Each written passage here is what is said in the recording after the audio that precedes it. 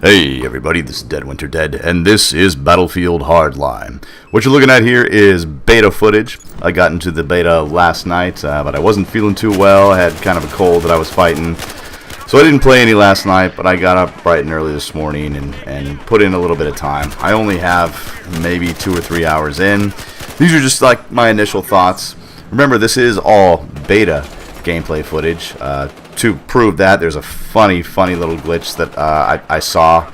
I recorded one instance of it, but I actually saw it happen maybe 10 or 12 times in, like I said, the 2 or 3 hours that I have worth of gameplay.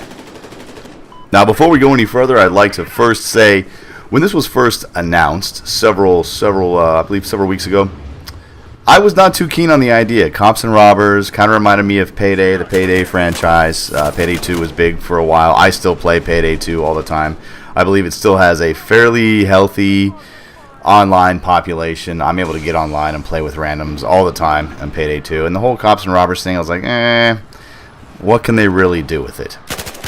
Now, Battlefield Hardline obviously borrows very heavily from Battlefield 4. It's based in the Frostbite engine. And some people would say it's really just kind of a reskin, and honestly it does look like a mod. It looks like a Battlefield 4 mod.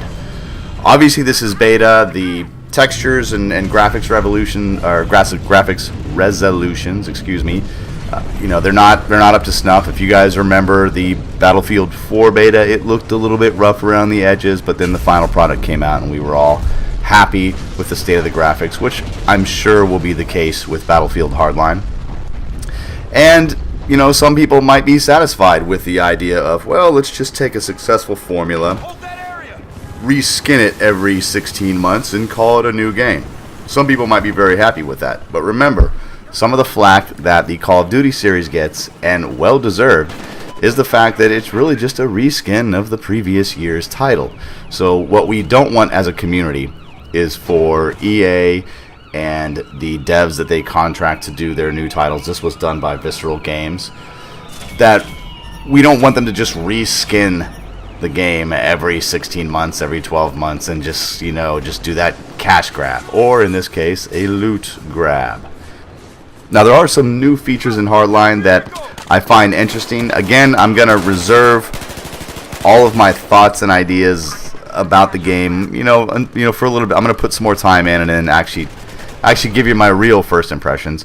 But the way you actually get attachments and weapons is as you do things in, and I'm going to use this term, as you do things in the quote-unquote battlefield, you earn cash for different types of actions that you execute, whether it be, carrying cash or getting cash back to your vault or stealing cash, etc., etc. You earn basically cash. That's the equivalent of experience points. And what you can do with that cash is buy your upgrades. You can purchase new weapons, purchase new gadgets, purchase upgrades for those weapons, etc., etc.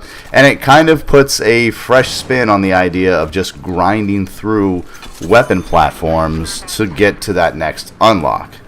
This means that if you prefer a specific sight, or you prefer a specific grip or a specific barrel attachment, you can just earn the money to buy it, and buy it as soon as you have that extra disposable cash. We'll see how this actually plays out in the final game. It may be something that, I don't know, it could go either way. It's the idea of being able to get the coyote optic and the angled grip and maybe the muzzle brake for a specific weapon is appealing, to be able to get them quickly. But I believe what might happen here is you're going to end up with just very specific builds. Excuse me. People are going to have a build for, say, the M16.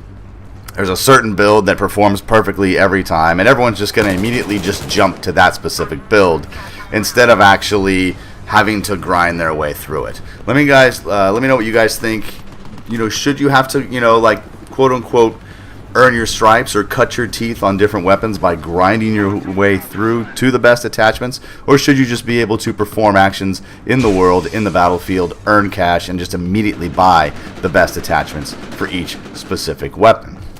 Now, the gameplay is fun. I'm having fun with the gameplay. It's very, very chaotic. The recoil patterns on a lot of these weapons it's going to take some getting used to. You know, I've been grinding out Battlefield 4 time for so long. I think I've got close to 600 hours, and I got used to the recoil patterns. The recoil patterns in this game have been drastically increased, so it's going to take a lot of getting used to. Anyway, guys, I want to show you this last glitch. The guy, like, falls down and then just kind of snakes slightly underneath the map, but he's still able to fire me, and then just stands right up and runs away. I saw this happen 10 or 12 times in about 3 hours of gameplay. Anyway, guys, my name is Dead Winter Dead. Thanks for watching.